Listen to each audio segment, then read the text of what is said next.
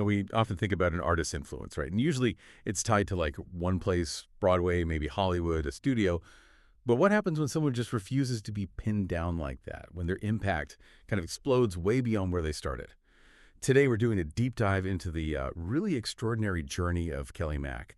Our mission here is to unpack that unexpected path she took, an artist whose impact, well, it knew no bounds. We'll be pulling key insights for you from quite a stack of sources, articles, interviews, research. So to really get a handle on Kelley Mack's journey, kind of start right at the beginning. Her childhood. Cincinnati. She was born Kelly Lynn Klebanow. And the sources show she was like already doing commercials as a kid. Even then, you could see this raw talent, this incredible discipline, actually. Yeah, and what's really insightful there is how those early skills, the ones from the stage, that command of a live audience, the empathy you need for drama, the sheer endurance, those things didn't just like transfer to the screen. They genuinely transformed her screen work. It wasn't just that she could act on film. It was that the stage background gave her this edge, an intensity, a depth you don't always see. And it wasn't only about raw talent, was it? Sounds like those early recognitions, at Tisch, getting that Student Visionary Award at Tribeca, those really cemented a unique kind of artistic discipline for her. How did those moments shape her way forward, especially thinking about how different live theater is from a film set? Exactly right. Those experiences built this deep respect for the craft itself, yeah, but also for that direct connection with an audience. That discipline, the ability to just captivate people, that became the foundation, the bedrock for everything else she did. She really learned how to command a space, whether it's a big theater or just the small frame of a camera shot. Okay, so dominating Broadway is one thing, but Kelley's path took a really interesting turn after that success. What did the sources tell us about her decision? That choice to intentionally look beyond theater into film, TV, even digital stuff. Well, it wasn't just like a simple career change. It was really a masterclass in being artistically agile. You look at her early non-theater projects, shorts, commercials, voice work. They were clear signs of her versatility, huge range. But the real drive behind it, according to colleagues and interviews, seems to be this deep desire to tell different kinds of stories, more diverse, maybe deeper stories.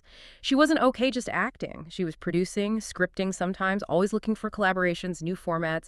It really shows you, I think, that real influence today isn't just mastering one thing. It's about constantly rethinking what the stage even is. And it sounds like it wasn't just about her own journey either, right? The sources hint at a bigger picture for her platform. Oh, absolutely. Beyond her own artistic exploring, she saw this chance to mentor other artists, to actually innovate within, the whole changing entertainment world. She actively went after those new platforms, for herself, but also as ways to lift up other voices and push the storytelling boundaries for everyone. What really struck me looking through the sources was just how incredibly varied her work became. I'm really curious to unpack some of those roles, like Addie in The Walking Dead showing amazing range there in that setting, or Alice in Broadcast Signal Intrusion. That was, wow, a chillingly subtle performance.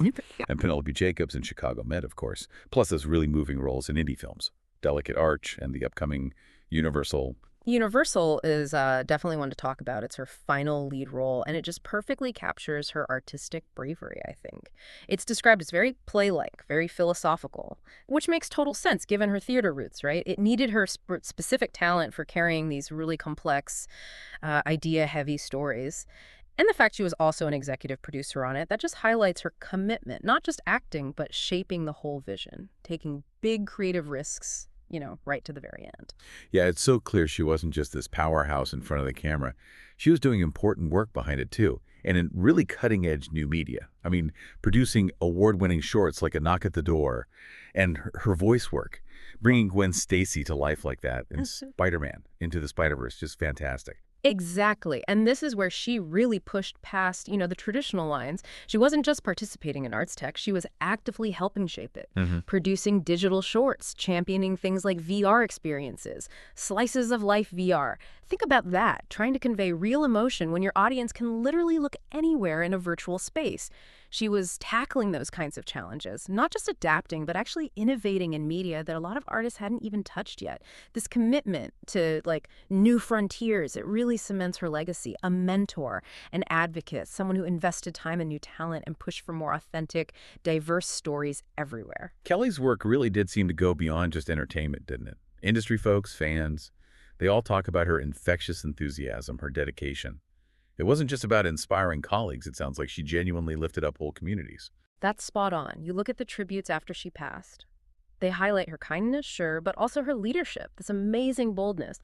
What really stands out is how she wasn't afraid to tackle tough real-life issues, both in her art and outside it.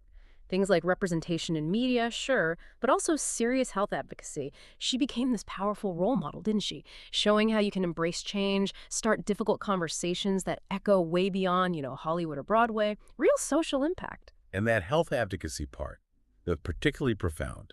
Her openness about her diagnosis, her journey with diffuse midline glioma, this rare aggressive brain cancer, that transparency sparked immediate global awareness, urgent calls for research funding. Right, listen, well, It's incredibly moving, that level of courage. So what's the takeaway here for us, for the audience? The lasting impression Kelley Mack leaves. It feels less like a final bow and more like an invitation, a call to artists, sure, but really to all of us, to keep growing, to collaborate, to use whatever platform we have, old or new, to try and make a real positive difference. Absolutely. And as we look towards 2025 and beyond, her final works like Universal, which many still haven't seen, they're going to keep defining this legacy. One built on innovation, on deep empathy, and just sheer courage. The courage to move from one stage to the next and change what impact even means. So we really encourage you to explore Kelley Mack's incredibly wide-ranging work. Consider supporting brain tumor research in her honor. And maybe just remember that artistry, when it's truly powerful, it really does transcend any single stage. It reaches deep into the world, and it inspires all of us.